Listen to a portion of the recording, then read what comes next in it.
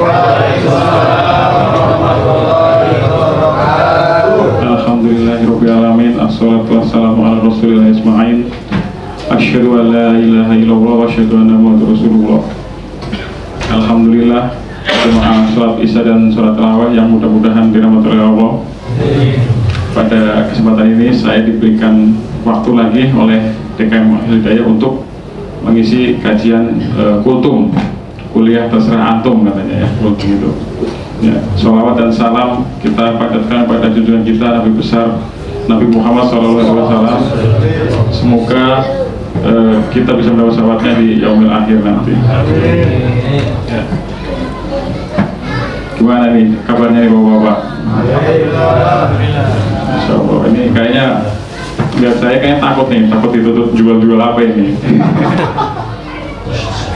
Yang kemarin terakhir saya tahu saya di sini tuh menyarankan untuk jual-jual barang ini, tapi insya Allah di sini nggak ada dijual karena saya lihat tadi juga nggak ada tulisan dijual kecuali tajil dan hidangan-hidangan yang dibuka.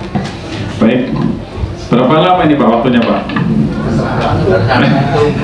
Kayak ini sesuai big data atau hanya kayak keinginan oknum aja ini? Kalau sesuai big data bisa diperpanjangkan masa waktu kultum ini.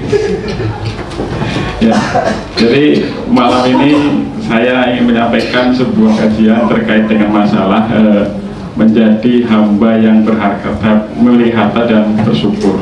Mau nggak? Jadi harta itu adalah ujian, tapi juga bisa jadi azab. Apa yang membedakan harta itu ujian dan harta itu menjadi azab? Kira-kira apa Pak? Jadi karena waktunya sempit langsung aja lah ya. Jadi harta itu ketika dia menjadi sebuah ujian, maka ketika harta itu diberikan kepada hamba, maka digunakan untuk mendekatkan diri kepada Allah. Ketika dia mendapatkan harta, maka dia akan mendekatkan diri kepada Allah. Dia gunakan harta itu untuk berjuang di jalan menolong agama Allah. Lalu bagaimana jika orang mendapatkan harta, kemudian harta itu justru menjadi azab? Ketika harta yang diperolehnya justru malah malah menjauhkan kita dari Allah. Yang tadinya sholat berjamaah, yang tadinya ngaji karena kesibukan untuk mengejar harta bertambah, justru malah sholat jamaahnya lalai, ibadah yang lain lalai. Hanya sholat wajibnya pun di rumah. Jadi disitulah kadang kenapa kita sebagai umat itu diwajibkan melaksanakan ibadah-ibadah yang wajib, juga ibadah-ibadah yang sunnah. Kenapa? Karena ketika kita datang ketika kita malas untuk beribadah, maka yang ditinggalkan adalah yang sunnah. Tapi kalau kita hanya mengerjakan wajibnya saja, dan wajibnya pun dengan grade yang paling rendah, misalkan contoh sholat itu ya, dengan grade tinggi kan juga sholat berjamaah. Grade rendah adalah dia sholat di rumah. Ketika datang kemalasan dalam beribadah, maka dia akan yang ditinggalkan hanya sholat berjamaahnya. Sholat wajibnya tetap dilaksanakan di rumah. Nah, jamaah sekalian yang mudah-mudahan dirahmati oleh Allah. Jadi ada hal yang menarik bagi saya. Kenapa kita sebagai orang muslim itu harus memiliki harta? Singkat kata harus kaya. Kalau kita melihat dari rukun Islam itu ada berapa Pak? Ada 5 ya. Dari prinsip itu ada 5. Yang pertama, yang kedua, 3, terus yang keempat, yang kelima. Dari kelima rukun Islam ini, ulama membagi menjadi 3 bagian. Yang pertama dan kedua itu wajib dan mutlak harus ada. Tanpanya kita dianggap sebagai bukan orang Islam, kita dianggap kafir. Kenapa? Karena ketika kita tidak bersyahadat, tentu kita tidak mengakui Allah sebagai Tuhan kita dan Muhammad sebagai Rasul kita. Begitu juga dengan sholat. Pembeda antara Islam dan non-Islam, orang Muslim dan bukan Muslim adalah pada sholat. Ketika kita sudah meninggalkan sholat tanpa uzur syar'i, apa yang jelas, maka kita tidak bedanya dengan orang kafir. Yang ketiga, puasa. Puasa itu adalah sesuatu yang wajib, tapi kemudian ada diganti faidatu min ayamin ukhra, bisa diganti di hari yang lain. Artinya ketika bulan puasa ini kita tidak bisa puasa karena uzur, mungkin yang perempuan haid misalkan, terus habis melahirkan, terus kemudian sakit atau bersafar, maka bisa kita ganti di hari yang lain. Nah, kemudian bagian ketiga adalah zakat dan haji. Kita bisa melakukan zakat dan haji apabila kita memiliki ini Jadi seorang muslim, kalau kita melihat rukun Islam, tentu menjadi kewajiban bagi kita untuk menjadi seorang yang memiliki harta, orang kaya. Jadi mohon maaf ini, tanpa mengurangi rasa hormat saya kepada saudara-saudara kita yang hidupnya di bawah standar kehidupan layak, tapi tidak berarti kemudian tidak memiliki faedah. Tentu orang yang tidak memiliki harta pun apabila dia sabar juga ada keutamaannya. Yang berharta bersyukur lebih utama lagi. Kenapa? Seperti yang sering dijelaskan di dalam broadcast itu kan, orang itu kalau nggak punya harta itu pas mati itu cepat masuk surganya karena hisapnya cepat. Seperti kita masuk Alfamart, Indomart, tapi kita keluar nggak beli makanan, jadi masuk keluar langsung gitu, nggak dihisap dulu karena nggak ada belanjaannya, karena dia nggak punya harta. Tapi ketika dia punya harta akan ditanya hartanya dari mana, dibelanjakan kemana. Dan disinilah kenapa saya membelanjakan harta saya untuk berjuang di jalan Allah. Dan moga-moga bapak-bapak dan ibu di sini jadilah saksi terhadap apa yang sudah saya kuasai dan bagaimana saya salurkan harta tersebut. Kalau kita belum bisa berzakat, tentu zakat itu kan ada nisabnya, kecuali zakat fitrah. Setiap orang masih hidup itu harus zakat. Nah, nisab ini akan dicapai manakala kita juga memiliki harta tersebut. Jadi ketika kita seorang muslim belum bisa berzakat, masa iya kita akan seumur hidup terus-terusan menerima zakat? Apa tidak ada kepikiran bagi kita, ya Allah saya tahun ini menerima zakat, tahun depan saya ingin membayar zakat.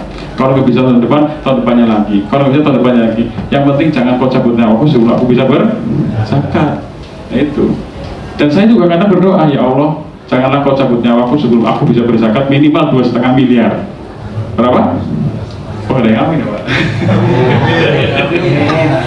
Kalau zakatnya aja 2,5 miliar, zakat itu berapa persen Pak? 2,5 kan? Kalau 2,5%, 2,5 miliar berarti yang saya dapat berapa miliar? 100 miliar dong. 100 miliar, 2,5 miliar, bayangin. Zakatnya 2,5 miliar, berarti kita dapat 100 miliar. Jadi sebenarnya nggak ada apa-apanya ketika kita belanjakan harta untuk jalan Allah. Nah, jadi kalau seandainya kita belum bisa membayar zakat, niatkan. Insya Allah Allah akan jalan, karena Allah tidak akan merubah nasib suatu kaum kecuali kaum tersebut yang merubahnya. Kita niatkan, kemudian apa? Setelah kita niatkan, kita buktikan dengan perbuatan, dengan kerja lebih mantap, berdoa, ikhtiar-ikhtiar lainnya yang kira-kira sesuai syariat apa dilakukan supaya apa yang menjadi keinginan kita tercapai. Dengan yang terakhir adalah haji. Haji itu kira-kira sekarang usia berapa Pak? Hah? Ngantrinya berapa tahun itu? 70 juta, ngantrinya minimal 15 tahun, ya kan? Sekarang pertanyaannya, oke lah kalau 15 tahun. Kalau dia sudah daftar dari umur 25, mungkin masih reasonable, masih punya alasan, dia masih punya kemungkinan untuk berangkat. Lalu bagaimana ketika dia sudah daftar di usia 55 tahun, ngantrinya 20 tahun? Berarti usia keberangkatan 75 tahun. Mungkin masih hidup Pak, tapi apakah masih bertenaga? Jadi inilah keutamaan orang-orang yang punya harta. Karena apa? Karena dia bisa menggenapi rukun yang kelima itu. Dengan memilih haji yang lebih cepat, misalkan haji plus, haji furoda. Kita punya duit sekarang bisa berangkat tahun sekarang, itu. Jadi jangan kemudian karena aduh saya ya Allah saya ini gaji cuma 5 juta, gimana saya bisa haji dalam waktu dekat, haji furoda, haji plus. Jangan. Coba lihat di bangunan ini, ada temboknya, ada tiangnya. Allah itu bangunan itu gak ada tiang Pak. Itu ringan sekali bagi Allah, semuanya mungkin. Yang penting kita punya niat, kita tunjukkan dengan usaha. Bisa jadi, mungkin bukan langsung dari Allah, tiba-tiba ada undian misalkan yang sholat subuhnya paling pertama terus, besok berangkat haji, kan bisa saja terjadi. Yang subuhnya di paling depan terus, berangkat umroh, hafalannya minimal 3 juz misalkan, kan bisa saja terjadi. Allah tidak bisa, pertolongan Allah tidak bisa langsung ke bersangkutan, mungkin tidak, tapi bisa juga lewat hamba-hamba orang yang lain yang ingin membelanjakan hartanya supaya engkau lah menjadi saksi atas hartaku yang aku terima dari Allah sebagai sebuah ujian gitu. Jadi kita tidak bisa menjadi seorang muslim yang sempurna berimannya ketika kita tidak memiliki harta. Zakat boleh lah mungkin bisa, tapi zakat fitrah. Padahal kan zakat kan ada zakat yang lain. Ada zakat mal ya Pak. Terus zakat itu kan ada. Nah, jadi keutamaan orang muslim yang kaya itu tentunya lebih utama daripada yang saudara-saudara muslim kita yang hidupnya hanya sekedar pas aja gitu kan, tanpa mengurangi rasa hormat pada saudara-saudara kita yang belum memiliki harta yang lebih. Kalau kita melihat sahabat Nabi, ada Utsman, ada Abdurrahman bin Auf. Mereka berdua meraih surga dengan harta. Berapa banyak sumbangan Utsman pada Islam, berapa banyak sumbangan Abdurrahman pada Islam. Bahkan sampai sekarang pun masih ada rekening atas nama Utsman bin Affan. Udah jadi masjid, udah jadi hotel, udah jadi gedung segala macam, masih ada rekeningnya. Padahal awal dari hanya membeli sebuah sumur memiliki orang Yahudi. Jadi harta ini bisa digunakan untuk sedekah jariah. Ya. Sekarang kita lihat bagaimana masjid ini bisa penuh, musola ini bisa penuh. Ketika saya mengajak saudara kita untuk sholat berjamaah, ya kan, saya mendapat pahala, insya Allah.